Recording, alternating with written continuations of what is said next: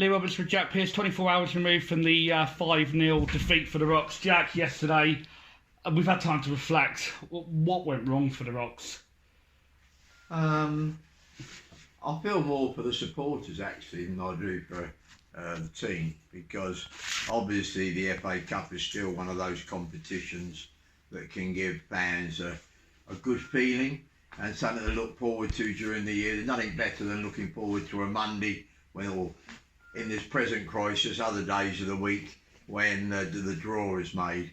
And it was always going to be a difficult tie, any away tie in the FA Cup is.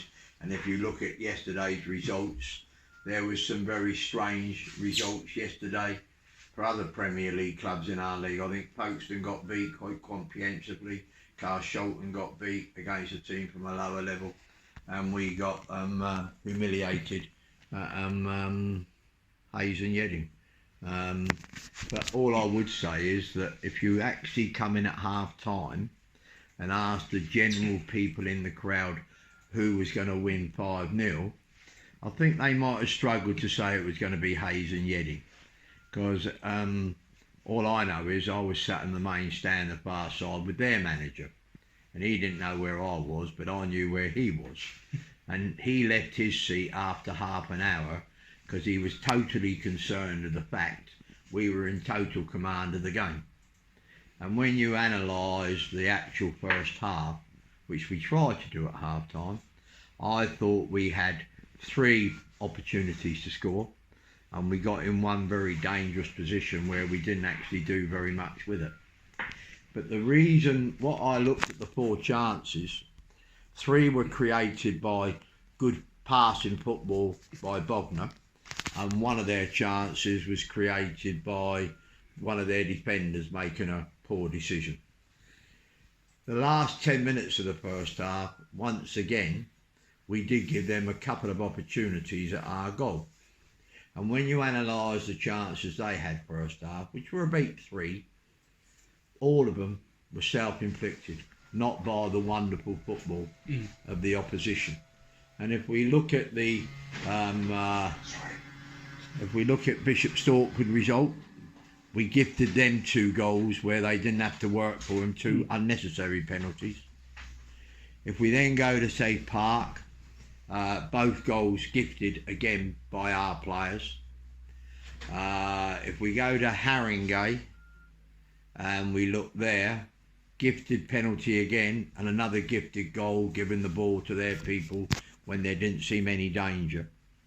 And there has been, and even against Horsham, if we're really honest, after controlling the game until we scored, and then for about 5 minutes afterwards, we went on the back foot again, due mainly to our indiscipline, giving the ball away in our half of the field. Now, I can always understand players giving the ball away in the defending third when you're under pressure.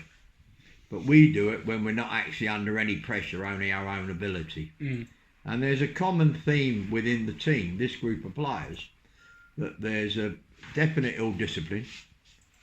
Definitely we have a problem in giving the ball away to the opposition when they're not actually pressuring that way. Can always understand when a team pressure you well. And then we have that other wonderful thing we're not very good at, is giving away needless free kicks. And if you concede needless free kicks and you play good sides, you will concede, because one of the 5 main reasons goals are scored is giving away free kicks. It's just and giving the ball away in the last. That's 2 of the 5 main reasons. And if you keep committing those crimes, then you will concede goals. So you speak about it at half time, and within a minute of the start of the restart, we give away an unnecessary free kick, which leads to a ball coming in, which we head for a corner. And then we don't pick up from the corner, and before you even had time to reassemble, you're a goal down. And then within 2 minutes of the restart, you're 2-0 down through another poor defensive decision. So from going in comfortable half-time 0-0, within 4 minutes, 5 minutes of the restart of the second half, you're 2-0 down. And they've both been they were easily, in my opinion, avoidable mistakes. And then you have to press and do everything else and try and thing, and because goals change games, you know, it's an old expression, but it gives great confidence to the team that scores and it deflates the team that concedes. Especially, it's bad enough conceding when the opposition actually work a good goal. But as a psychology, you can put your hand up to that. But when you keep self-inflicting them, it is a much more dangerous, because you don't only concede the goal, but you affect the psychology of the players. And once the two went in, after them, we weren't a team anymore. We become a rabble and an individual. We become a team of individuals rather than a team. So that's the story behind that. I can only apologise to the supporters. You can come on and make all the excuses in the world, but there's no way the team that Hayes had and the team we had, if we're really doing everything that we're asked of with the ability in the team, you shouldn't lose 5-0. But we have, and something we have to address, work on. And, you know, we're miles away from being a top side at the moment. We got top players, but the art of management is to blend them into a team where you have to understand players at this level will have weaknesses, because that's why they're at this level. And the aim of the management is to produce a team that is a team rather than a group of individuals. And you do that by not just their personalities, but you have to cover their weaknesses, because they will have some, and play to their strengths. And at the moment, the way we're looking to play, which is a passing game, is not being very fruitful for the players we have at our disposal at this moment in time. So you have a choice as a manager. You either change the way you're playing to try and hopefully play a system that suits the players you've got better. And if you don't think that's going to work, then you have to change the players. And that's the brutality of football. And which one is it likely to be, Jack? Will it be a change of system or a change of players moving on to Tuesday? It's in most probably, all the time I'm in charge, we will try and play a passing game of football.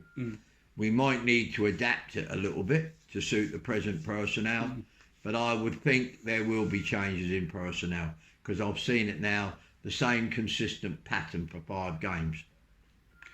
A lot of people have talked about the lack of communication and the lack of leadership on the pitch. How do you as a manager respond to that?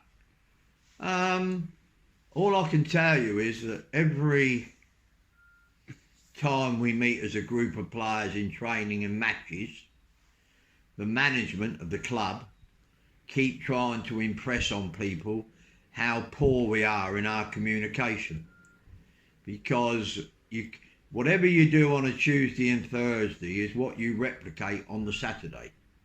And if you don't communicate in training, then you're not going to communicate on match day. We're aware of that weakness.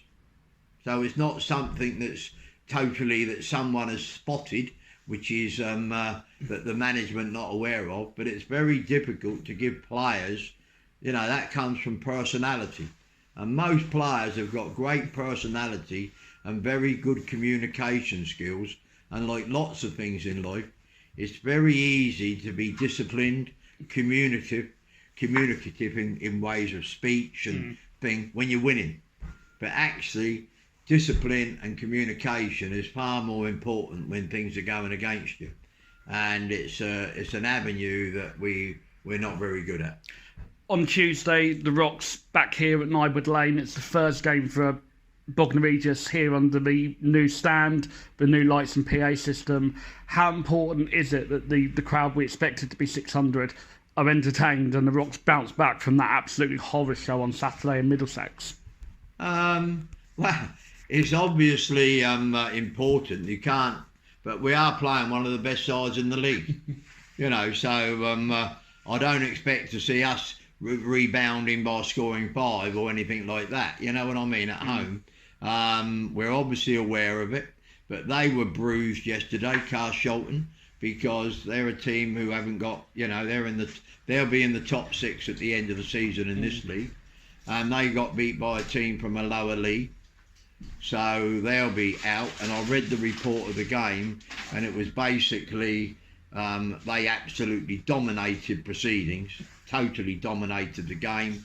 The other team just defended, got one breakaway and scored, and they couldn't score. So it looks like it was unlike us, it looks like it was a very good performance by Carshalton, where they just didn't score, but were caught on the break on a couple of occasions. So all the reports I've had on Carshalton is that they are a more than useful team.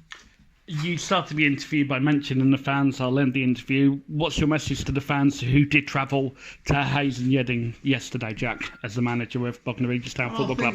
You know, it's different people see the game differently. Some people just go to see their team win. So obviously, if you're only going to see your team win, then you're devastated when you get beat 5-0.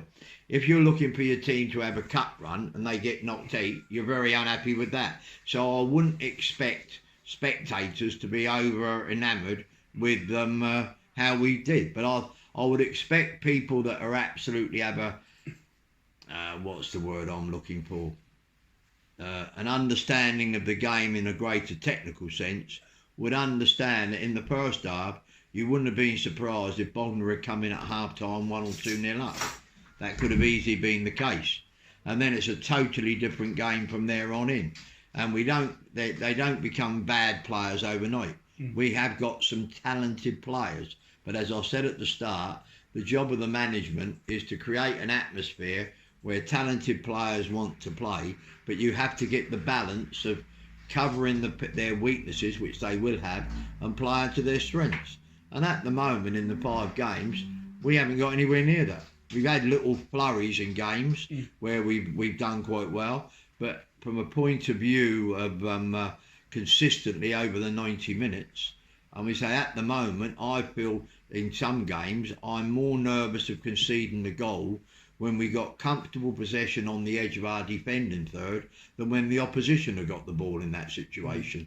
Because when the opposition have got the ball there, you know you're switched on to defending and there might be a goal. When it's us with the ball, you're thinking you're going to be going forward, and then one of them gives a pass away and suddenly plays for no understanding, under no pressure, play the ball to the opposition. And we need to address that problem. Well, Jack, thank you very much for speaking to us, and we look forward to the game on Tuesday here at Nywood Lane against Carshalton. Thank you very much. Cheers, Jack. Cheers, Lee.